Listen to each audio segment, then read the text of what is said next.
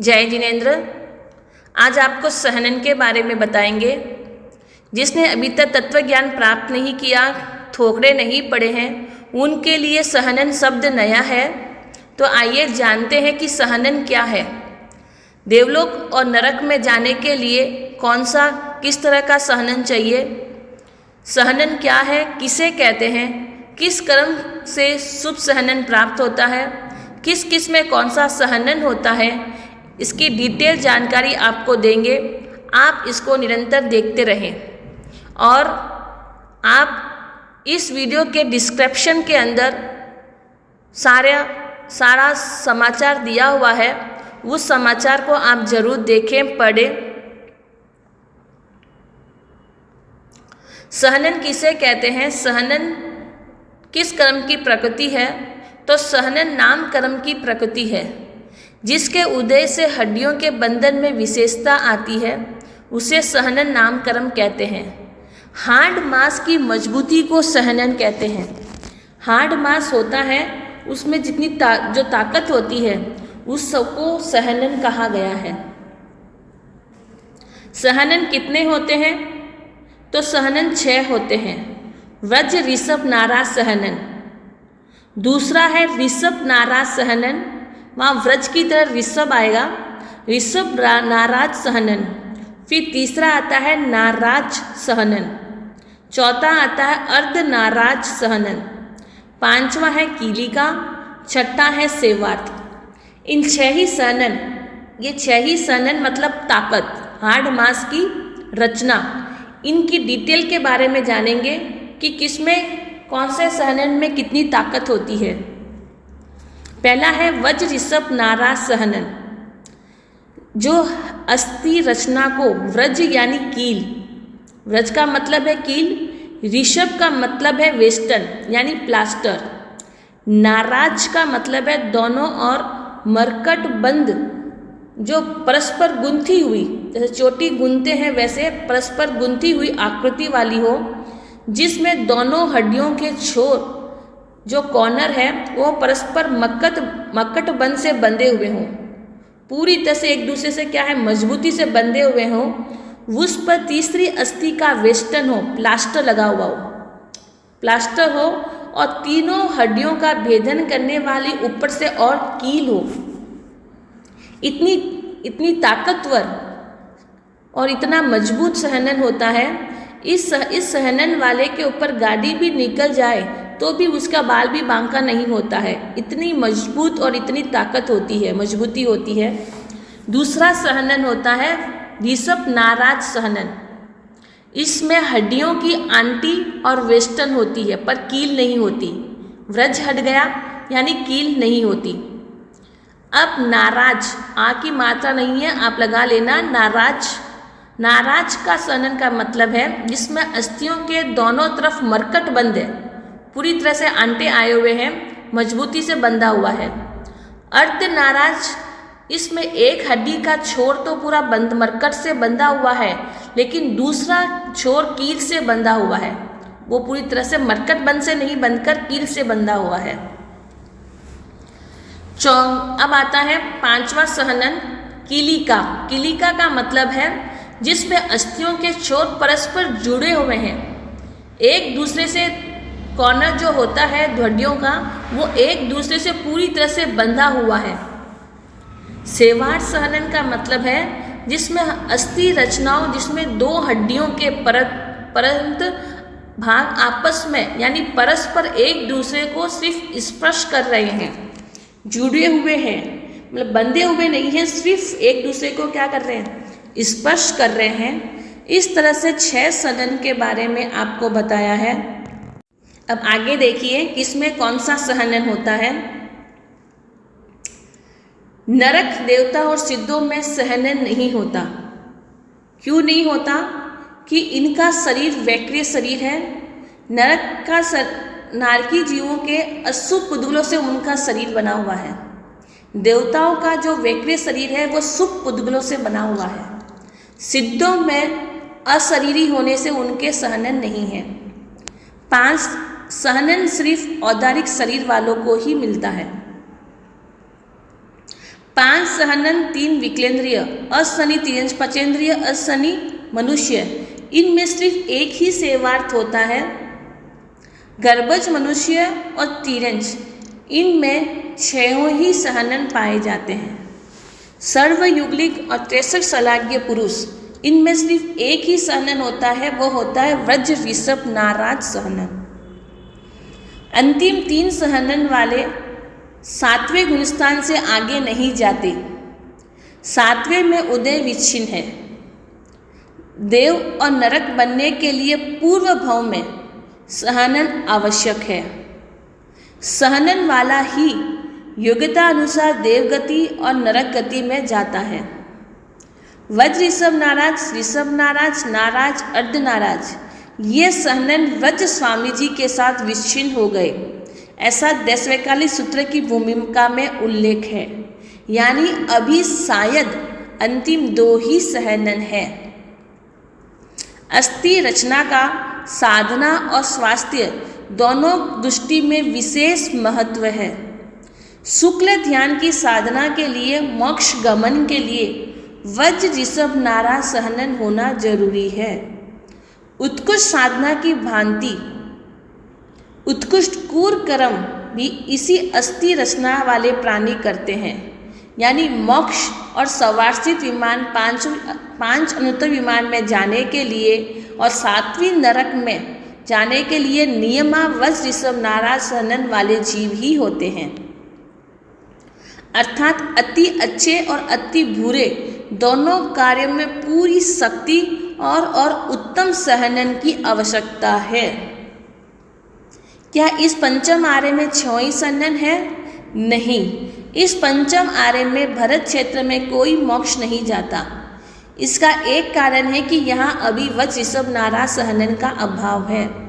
इसी तरह इस पंचम आर्य में भरत क्षेत्र में निश्चित वज्र ऋषभ नाराज सहनन वाले और युगलिक और 63 शलाघ्य पुरुष भी नहीं होते।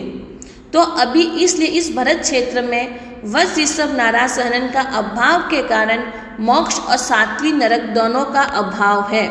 और अभी वाले 5 अनुत्तर विमान में भी नहीं जा सकते हैं, उसका भी अभाव है। 7वीं नरक में प्रथम सहनन वाले ही जा सकते हैं। 6ठी नरक में प्रथम 2 सहनन वाले जा सकते हैं। 5वीं नरक में प्रथम 3 सहनन वाले जा सकते हैं। 4ठी नरक में प्रथम 4 सहनन वाले जा सकते हैं।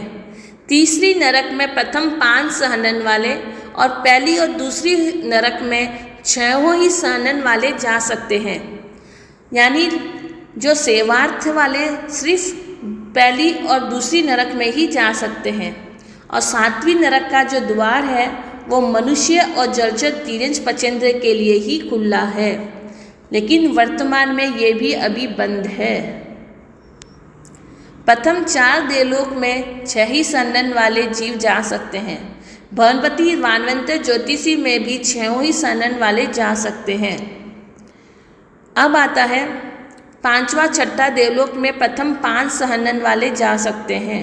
7वें 8वें देवलोक में प्रथम 4 सहनन वाले जा सकते हैं। 9वें से लेकर 12वें देवलोक में प्रथम 3 सहनन वाले जा सकते हैं। नवग्रहिक में प्रथम 2 सहनन वाले जा सकते हैं। 5 अनुत्तर विमान में प्रथम 1 ही यानी वज्र ऋषभ नाराज सहनन वाला ही जा सकता है। एक तथ्य उभर कर आया कि अभवी जीव भी ऋषभ नाराज सहनन वाले हो सकते हैं और वज्र ऋषभ नाराज सहनन वाले भी हो सकते हैं। तो वज्र ऋषभ नाराज वाले जाने के लिए मोक्ष आवश्यक है, पर जाएगा ही आवश्यक नहीं है। ये जरूरी नहीं कि सारे वज्र ऋषभ नाराज सहनन वाले मोक्ष जाएंगे ही जाएंगे, ये भी जरूरी नहीं है। 8वें गुणस्थान से प्रथम 3 सहनन है। दूसरा तीसरा सहनन वाला सैनी चढ़ सकता है, पर 11वें गुणस्थान में काल नहीं करेगा, वह नीचे जरूर गिरेगा, क्योंकि अनुत्तर विमान में जाने के लिए और आगे के 12वां 13वें गुणस्थान में आगे गुणस्थान में जाने के लिए प्रथम सहनन अनिवार्य है। अब आपको 6 ही सहनन की गति और आगति बता रहे हैं, उसे ध्यान पूर्वक सुने। वज ऋषभ नाराज सहनन, इसकी आगति है 285 की। 285 में मतलब 285 जो जीव हैं वो इस वज ऋषभ नाराज सहनन में आकर उत्पन्न हो सकते हैं, उनको यह सहनन मिल सकता है। 179 की लड़, जिसमें आते हैं 48 तिर्यंज, 15 कर्मभूमि का पर्याप्ता अपर्याप्ता, 101 समुच्चय मनुष्य। यह वहाँ से काल कर अगले भाव में वज ऋषभ नाराज सहनन प्राप्त कर सकते हैं। और 7 नरक, 99 जाति के देवता, इन सभी के पर्याप्ता जो है उनको वज ऋषभ नाराज सहनन मिल सकता है। अब गति, यानी जो वज ऋषभ नाराज सहनन जिसको मिला हुआ है उसकी गति कितनी है, तो यानी वज ऋषभ नाराज सहनन वाला 563 भेद यानी सभी वेदों में जा सकता है, उसके लिए सारी गतियाँ खुली है। देखिए इस ठोकरे में हमको कितनी अच्छी शिक्षा और जानकारी मिल रही है। वज ऋषभ नाराज जितनी शक्ति, सभी चारों ही गति, 84 लाख जीव योनि सभी में यह गति, यह शक्ति मिल सकती है, इतनी ताकत है।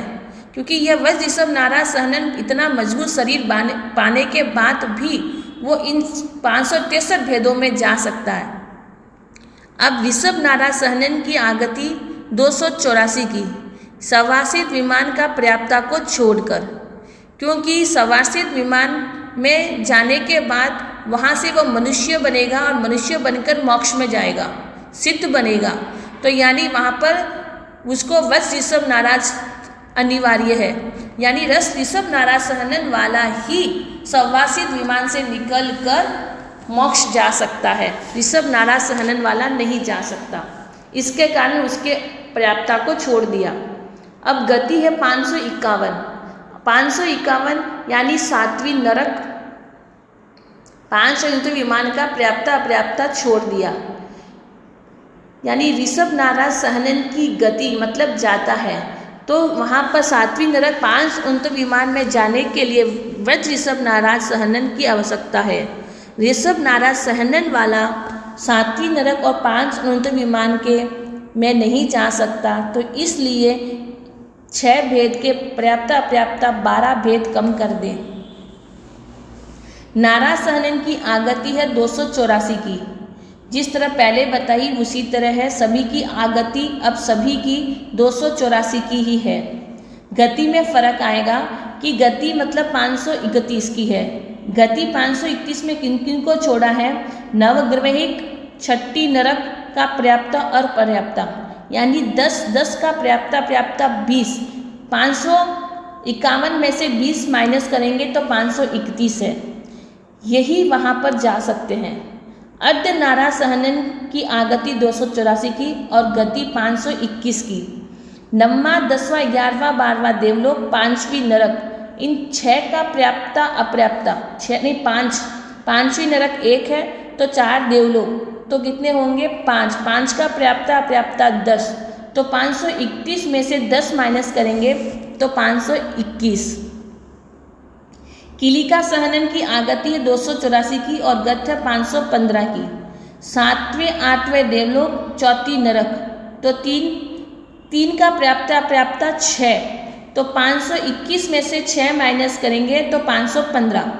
सेवात सहनन की आगति है 284 की और गति है 499। 5वां 6ठा देवलोक, 3रा किलविसी, 9 लोकांतिक और 3री नरक, तो ये 13 होंगे।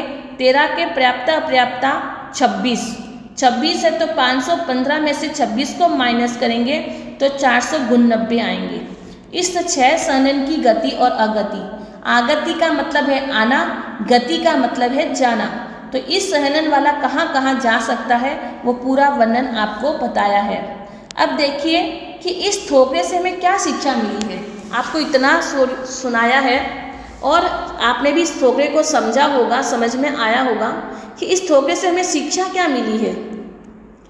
शक्ति से भक्ति और शुभ अध्यवसाय हो तो ही ऊर्ध्व गति होगी। वज ऋषभ नाराज सहनन प्राप्त करने के बाद अगर अशुभ अध्यवसाय है, शक्ति तो खूब है लेकिन अशुभ अध्यवसाय है, अशुभ भावना है, पाप कर्म की भावना है तो वो नरक में भी जा सकता है, अधोगति में भी जा सकता है। तो यहाँ पर शक्ति को महत्व नहीं है, किसकी महत्व है? भक्ति का, शुभ भावनाओं का, शुभ अध्यवसाय का। तो हमारे पास शुभ अध्यवसाय होंगे, शुभ भावना है, तभी हम मोक्ष की ओर बढ़ सकते हैं। हमें मोक्ष नहीं तो वैमानिक भी चाहिए, तो क्या चाहिए? उसके साथ शुभ भावना चाहिए। सहनन वही का वही है, वो नरक में भी लेके जा सकता है, देवलोक में भी लेकर जा सकता है वह सहनन। पनन हमारे उसके अंदर भाव जुड़े हुए हैं, अच्छे भाव जुड़े होंगे तो हमें उद्व यानी वैमानिक देवलोक में भी ले जा सकता है। ये 5वां आरा है।